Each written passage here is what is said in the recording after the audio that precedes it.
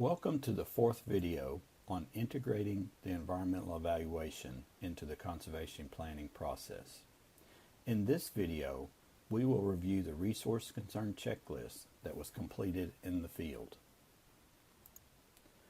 Resource concern checklists were developed several years ago to be incorporated into the Conservation Delivery Streamlining Initiative, or CDSI, software framework.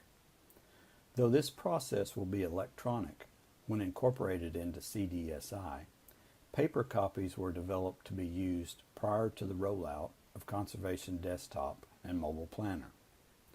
The checklists guide conservation planners through the assessment process of determining relevant resource concerns to be addressed through conservation plans. Many states have developed their own checklists by land use, and many states use the National Resource Concerns and Planning Criteria sheet found in Section 3 of the Field Office Technical Guide. In March of 2016, National Bulletin 180-16-2 provided an optional resource concern checklist for states to use. This checklist covers all land uses and was based on the National Resource Concerns and Planning Criteria. The Bulletin transfers the revised checklist to states and authorized its use by conservation planners for identifying resource concerns as part of the conservation planning process. In this video, I will demonstrate the use of this resource concern checklist, which covers all land uses. Your state's process may vary, and you should check your state's Field Office Technical Guide, Section 3, to determine the method used in your state to identify resource concerns. Here's the first page of the resource concern checklist that was completed in the field. Let's take a closer look at the individual sections of the checklist. At the top of the first page, we should enter the client's name, the land unit information, and information that identifies the location of the farm. We should also check all of the land uses that occur on the farm, in this case only crop and farmstead. The first resource concern is soil erosion, sheet, rill, and wind erosion. It is a good idea to circle the applicable land uses for each screening question. Both land uses use the same screening and assessment.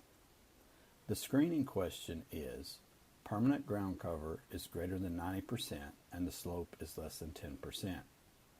On cropland, the statement is false, so the box in the F column is checked, and since there are two land uses for this question, a C is marked under the box. On the farmstead, the statement is true, so that box is checked and marked with an F. Since the statement is true for the farmstead, the concern is not present on that land use. However, since the statement is false on the cropland, the concern may be present. We must use an assessment tool to determine if the concern is present.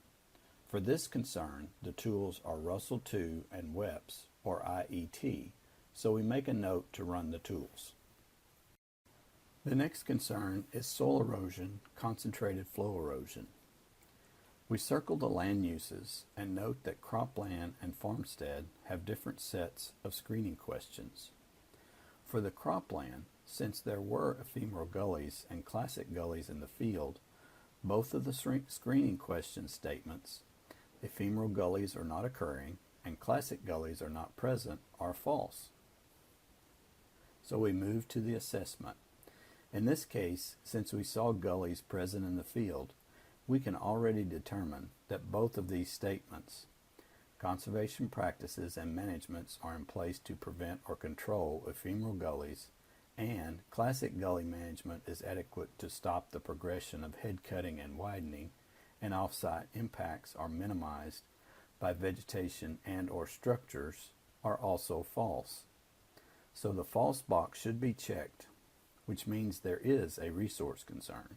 So the resource concern box should be checked. Additionally, the fields where the concern exists should be documented. For soil erosion, excessive bank erosion from streams, shorelines, or water conveyance channels, the screening question is false for the cropland and true for the farmstead. so there is no concern from the farmstead, but we must proceed to the assessment for the cropland. Since there are multiple statements connected with ands, all of the statements must be true for the assessment to be true. In this case, probably all of the statements are false, but at least the last statement is false since we determined the bank condition score of SVAP to be 3, which is less than the required 5. So the assessment is false and the resource concern is present. The resource concern box is checked and the fields where the concern exists is documented. For the soil quality degradation subsidence concern, the screening question for crop is true, so not a concern. Notice that this concern is not applicable to farmsteads. For soil quality degradation compaction, this concern is also not applicable to farmsteads. Since we observed compaction problems in the cropland fields, the screening question is false and we should proceed to the assessment. Since the client was concerned about his yields, which may have been reduced due to compaction, the assessment question, compaction is managed to meet client's production and management objectives, is also false, and the concern is present. Check the box to indicate the concern is present and document the fields where the concern exists. So, on the first page, we have identified that soil erosion, concentrated flow erosion, soil erosion, excessive bank erosion from streams, shorelines, or water conveyance channels, and soil quality degradation, compaction, are resource concerns on the cropland. We will also have to do the assessment for soil erosion, sheet, rill, and wind erosion to determine if the concern exists on the cropland. No concerns exist on the farmstead. On page 2, we will finish the soil quality concerns and will evaluate the excess water and insufficient water concerns. The first concern, soil quality degradation, organic matter depletion, is not applicable to farmsteads. For cropland, since the measured ground cover was 25%, the screening question is false and we proceed to the assessment. To answer the question on whether the SCI is greater than 0, we must run the assessment tool of Russell II or IET, so we make a note to run the tool. The soil quality degradation, concentration of salts or other chemicals concern applies to both land uses, but the screening question, activities do not cause salinity, sodicity problems, is true for both, so the concern does not exist on either land use. The resource concern of excess water, ponding, flooding, seasonal high water table, seeps, and drifted snow applies to both land uses, but all the screening questions are true for both, so the concern does not exist on either land use. The resource concern of insufficient water, inefficient moisture management applies to cropland only, but the screening question is true, so the concern does not exist. The resource concern of insufficient water, inefficient use of irrigation water, applies to all land uses, but the land is not irrigated, so the screening question is true and the concern does not exist. So on the second page, we have not identified any concerns, but must still do the assessment to determine if soil quality degradation, organic matter depletion, is a concern for the cropland. On to the third page, where we'll begin to evaluate the water quality degradation concerns. For the water quality degradation, excess nutrients and surface and groundwaters concern on cropland, the first part of the screening question is false, since the client applies fertilizer. So the entire question is false, even though the second part is true. The assessment is also false, since the client has not soil tested in 5 years. So the assessment question should be answered false, and both excess nutrients in surface water and excess nutrients in groundwater should be marked as resource concerns for the cropland. For the water quality degradation, excess nutrients in surface and groundwaters concern on the farmstead, all three of the individual parts of the screening question are true, so the entire screening question is true and there is no concern on the farmstead. For the water quality degradation, pesticides transported to surface and groundwaters concern, the screening question, pest control chemicals are not applied, is false for both surface and groundwater concerns on the cropland. We move to the assessment question. At this point, we are not able to answer the assessment question, so we make a note to use WinPST and Agronomy Tech Note 5 to determine if the client is using techniques or practices to mitigate the pesticide hazards. Note that the screening questions would both be true for the farmstead, so the concern is not present on that land use. So for page 3, we have identified that water quality degradation, excess nutrients in surface and groundwaters on cropland is a resource concern, and water quality degradation, pesticides transported to surface and groundwaters on the cropland may be a concern depending on the results of our assessment tool, in this case, WinPST. On page 4, we will continue to evaluate water quality degradation concerns. For the water quality degradation, excess pathogens and chemicals from manure, biosolids, or compost applications concern, since the client does not apply pathogens or pharmaceuticals to the cropland or farmstead, the screening questions are true and the concern is not present on either land use. The next set of screening questions is also true on both land uses, so water quality degradation, excess salts in surface and groundwaters is not a concern on either land use.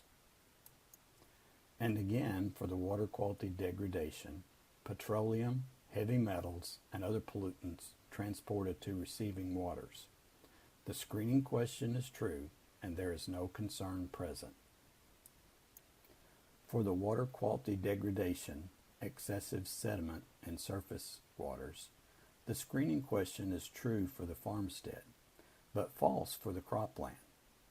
On the assessment question, we have already determined the bank condition score of SVAP to be 3, so the second statement in the question is false. Since all of the statements are linked with the word "and," they must all be true for the entire statement to be true, so we may already determine that the entire statement is false and the concern is present on the cropland. For water quality degradation, elevated water temperature concern, the screening question is true for both land uses, so the concern is not present. On page 4, we have identified water quality degradation, excessive sediment in surface waters as a concern on the cropland. On page 5, we will look at the plant concerns. The client mentioned a concern with production of his crops, so the screening question for degraded plant condition, undesirable plant productivity and health is false for the cropland, but true for the farmstead. In the assessment, the first statement would be false because the plants do not meet production goals, so the assessment question is false and the concern is present on the cropland. Notice that degraded plant condition, inadequate structure and composition is not applicable to the crop or farmstead land uses.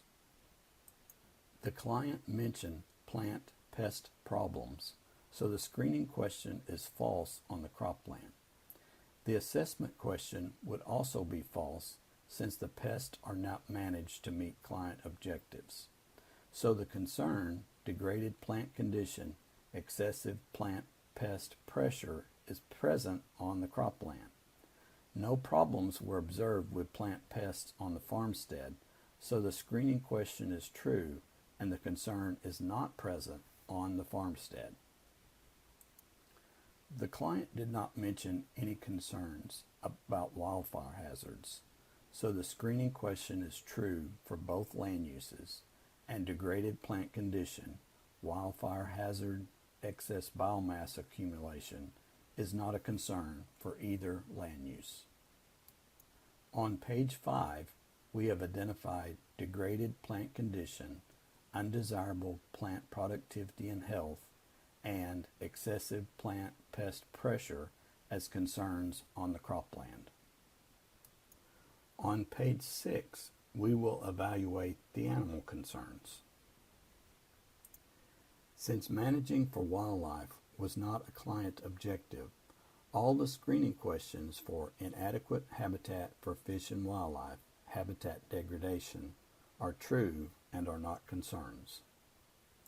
Since none of the land is grazed, the screening questions are all true for the livestock production limitation concerns, and no concerns are present. On page 6, we have not identified any concerns. On page 7, we will evaluate the energy and air quality concerns. Since the client mentioned he would like to reduce fuel use, the screening question for inefficient energy use, farming, ranching practices, and field operations is false. Since he has not had an energy audit, or practices have not yet been implemented to reduce energy use, the assessment question is also false, and the concern is present on the cropland. Since the client uses engines, tillage, fertilizer, and pesticides, activities are present that contribute to emissions of particulate matter and greenhouse gases on the cropland and farmstead, so the screening question is false. However, both of these concerns are managed to meet client objectives, so the assessment question is true and they are not resource concerns. The activities are present for the ozone precursors and objectionable odors in the screening question, but are managed to meet client objectives, so there is not a concern. So, on page 7, we have identified inefficient energy use, farming, ranching practices, and field operations as a concern on the cropland. The last page of the resource concern checklist is a summary of all of the concerns for all land uses. We can complete the upper part with the client's information and circle the applicable land uses in the plan. In this example, we have identified soil erosion, excessive bank erosion from streams, shorelines, or water conveyance channels, and soil erosion, concentrated flow erosion, ephemeral and classic gullies. We still have to run assessment tools for soil erosion, sheet, rill, and wind erosion, and soil quality degradation, organic matter depletion on the cropland. We have not identified any concerns on the farmstead. Moving down the list, we have identified water quality degradation, excess nutrients in surface and groundwaters, and still have to run the assessment tool for water quality degradation, pesticides transported to surface and groundwaters on the cropland.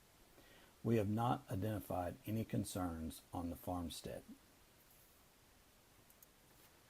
Again, moving down the list, we have identified degraded plant condition, undesirable plant productivity and health, and degraded plant condition, excessive plant pest pressure as concerns on the cropland. We have not identified any concerns on the farmstead. We have identified inefficient energy use, farming, ranching practices, and field operations as a concern on the cropland. We have not identified any concerns on the farmstead. None of the last few concerns were present on the cropland or farmstead. Taking a final look at the summary, concerns with a Y are present, concerns with an N are not present, and concerns left blank require further assessment. This concludes this video on the completion of the resource concern checklist to identify concerns, and generally completes step 3 of the planning process, inventory resources. In the next step, we will continue to step 4, analyze resource data, by completing any required assessments using the assessment tools.